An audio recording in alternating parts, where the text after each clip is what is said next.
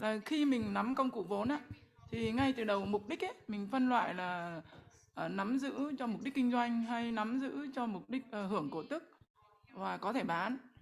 Và về mặt nguyên tắc là không được phân loại lại.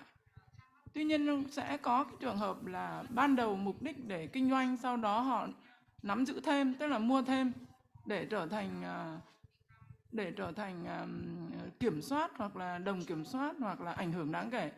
Thì khi đó cái việc mà mình chuyển nó từ fair value thông qua P&L sang cái phương pháp giá gốc hay là phương pháp vốn chủ của liên doanh liên kết hoặc là đầu tư công ty con, thì cái xử lý vấn đề ở đấy nó sẽ như thế nào?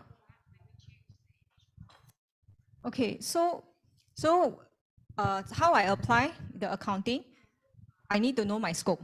Okay, when I'm buying something that has no controlling interest, I have nowhere to go but IFRS 9. So I will apply this. So because it's an equity instrument, and assuming I'm not held for trading, because I eventually will become a subsidiary, right? So then I would have maybe avail the fair value to OCI option. Okay, that's done. Later on, I buy more shares. Okay, now when I buy more shares and it become a controlling interest, then I will scope out of 9. I will now apply IFRS 10. Assess control, I do console, right? Then if I have separate financial statement, this will be investment in subsidiary, not simple investment anymore. Then I will scope into 27, and it allows me a choice: cost, equity, or 9. But that day happens, you have other things to consider, your consolidation entries and whatnot. So any initial recognition from change in control, you have a guidance in IFRS 10. And also you need to consider, are you buying a business? Then you have IFRS 3. Yeah, so the transaction will have a few things to think of. What is the scope? And then you account for it accordingly. Yeah, so if I don't have any control, I have no choice, it's 9. And if clearly it is an equity instrument and I'm not going to trade, I have that choice. I do OCI.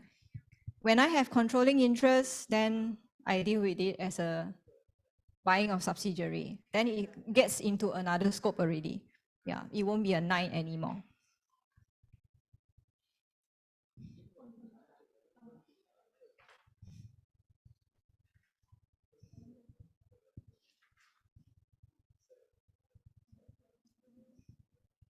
Okay.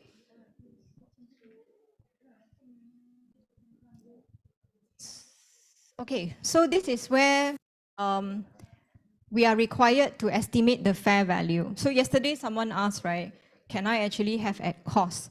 So the way the standard is written is they tell you cost may be approximate fair value, but they give you a long list that tells you when it would not be appropriate. Okay, so cost can be estimation of fair value, especially for unquoted investment. So that also means if you are a quoted investment, you cannot use this and say that I can use cost, because if you are quoted, you have a level 1 fair value that is in the market. So provided that it is unquoted, there's not enough recent information, or there's too wide range of possible fair value that you do not know what is the difference in these 2 or 3 types of fair value, and the cost would represent the best estimate. So this becomes very assessment based. It's like, if you think that is equivalent to fair value, you must be able to substantiate it, okay? Then this indicator that is provided in IFRS 9 tells you when you cannot use cost, okay? First one is significant change in the performance of the investee compared with budget, plan, or milestone, right? So we may say that the company, I bought it at 100 million, and that is as of a particular date. And then based on what we understand in the performance of the company, it deviates a lot from its planned budget or its milestone. That means its value may not be equivalent to the value you pay for at that point in time. So they say cannot assume that the cost is the same because things have changed. So if your performance is better, then your fair value would gone up. If your performance is worse, your fair value could have gone down. So they say you cannot just take the cost.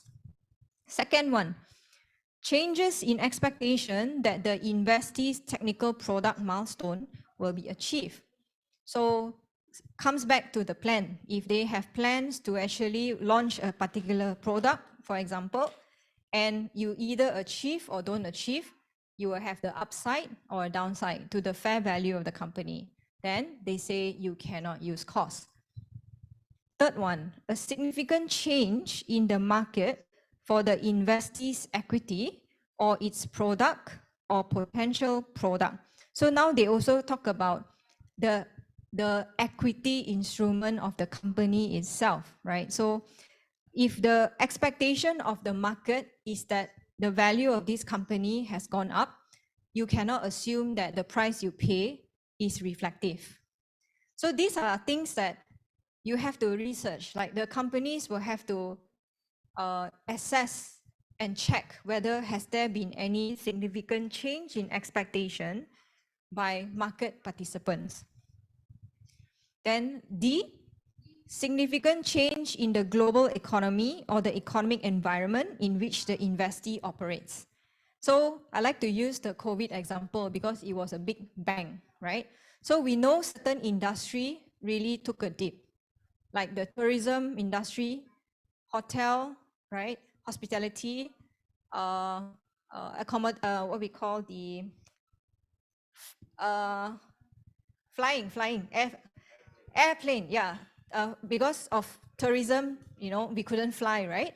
So a lot of these company, if you happen to buy them that time, the fair value will not be the same because the impact would have affected the value of the company. So if we know that there's a global economic change that will affect the investee, we cannot assume that the cost that we pay for is the same as the fair value at that point in time. Then E, a significant change in the performance of comparable entities or in the valuation implied by the overall market. So this also means that I am company A, I am a hospital, and there is a company B, another hospital, and something has changed, and we know about the changes in this hospital B. Does it mean that I will just be as nothing, like normal? The original cost is fair value. So they are saying also compare to other entities of similar nature or industry and characteristic. Okay, so if there's an expected change in others, we expect the value of the company itself would also change.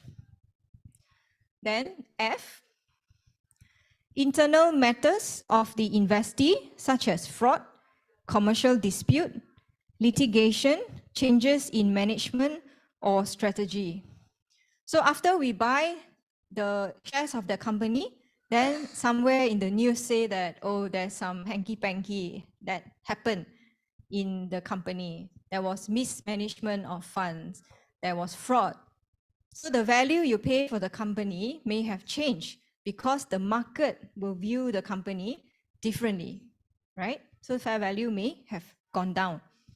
And lastly, evidence from external transactions in the investee's equity, either by the investee, such as a fresh issuance of shares, or by transfers of equity instrument between third party.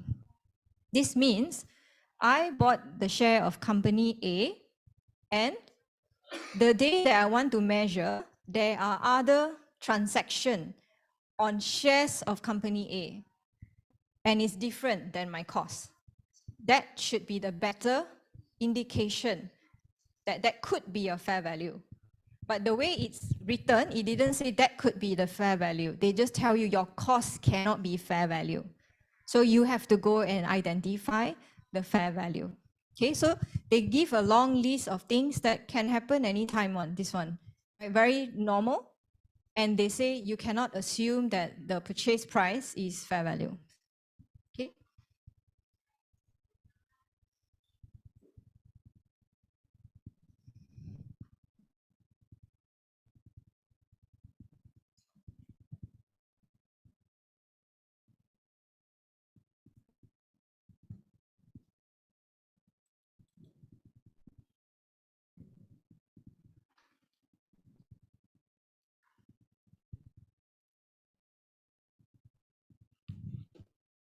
Okay.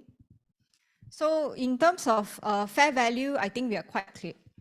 What time is it now? Oh, okay. Kính thưa các anh chị, quý đại biểu thì chúng ta sẽ giải lao cho